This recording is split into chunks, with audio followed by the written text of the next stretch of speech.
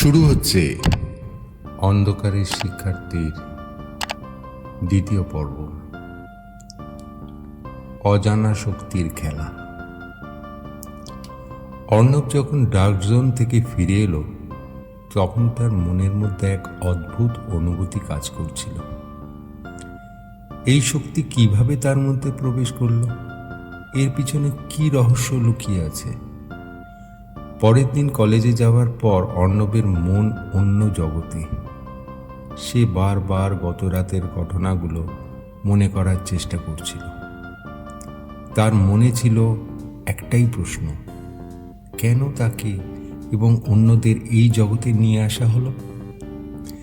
ক্লাসে ঢুকেই অর্ণব দেখল তার সহপাঠী রাহুলও একই রকম চিন্তায় ডুবে আছে। গত রাতের ঘটনার পর থেকে সে একেবারেই বদলে গেছে। রাহুল, তুইও কি ওই জোনের ব্যাপারে ভাবছিস? অর্ণব জিজ্ঞাসা করল।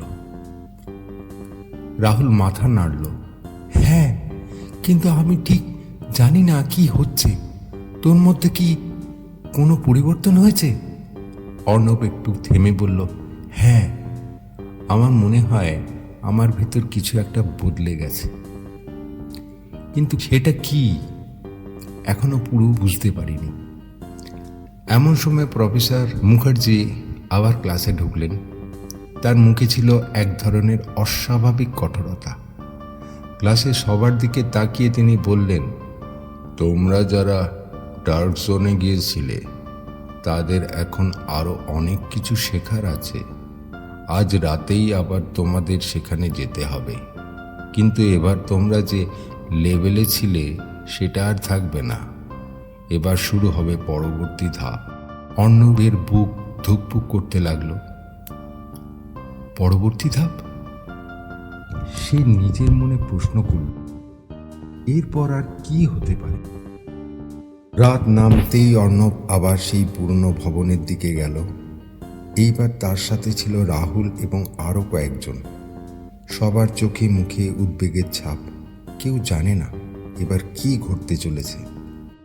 এইবার যখন তারা ডার্ক জোনের দরজায় প্রবেশ করল, চারপাশে অন্ধকার আরও ঘন হয়ে এলো। তাদের সামনে ছিল এক বিশাল ঘর, যার মাঝখানে একটা জ্বলন্ত চক্র ঘুরছে। সেই চক্রটা থেকে সবাই থমকে গেল। এটা কি? অর্ণব ফিসফিস করে রাহুলকে জিজ্ঞাসা করল।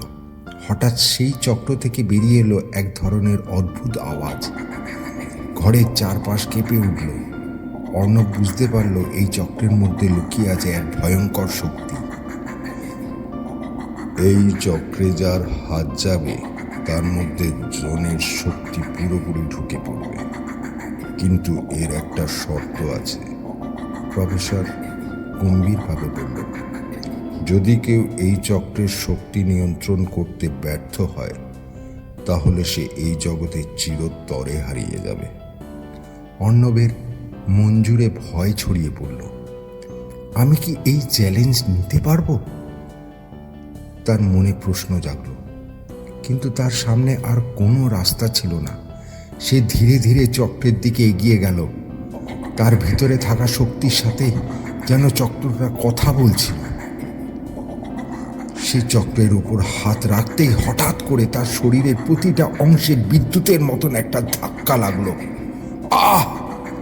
অর্ণব যন্ত্রণা সহ্য করতে না পেরে চিৎকার করে উঠল, কিন্তু সে নিজেকে সামলে নিয়ে দাঁড়িয়ে থাকল। চক্রটা যেন তার মধ্যে ঢুকে পড়তে চাইছে, তাকে পুরোপুরি গ্রাস করার চেষ্টা করছে।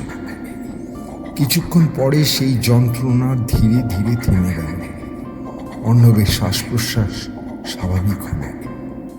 সে বুঝতে পারল তার ভিতরে এক নতুন শক্তি জেগে উঠেছে।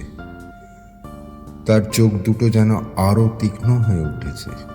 শরীরের প্রতিটা কোষে শক্তির স্রোত বইছে। কিন্তু তার সাথে সাথেই তার মাথায় আবার সেই মেসেজটা ভেসে উঠল, নিয়ম মেনে চলো, না হলে মৃত্যু অবধারিত।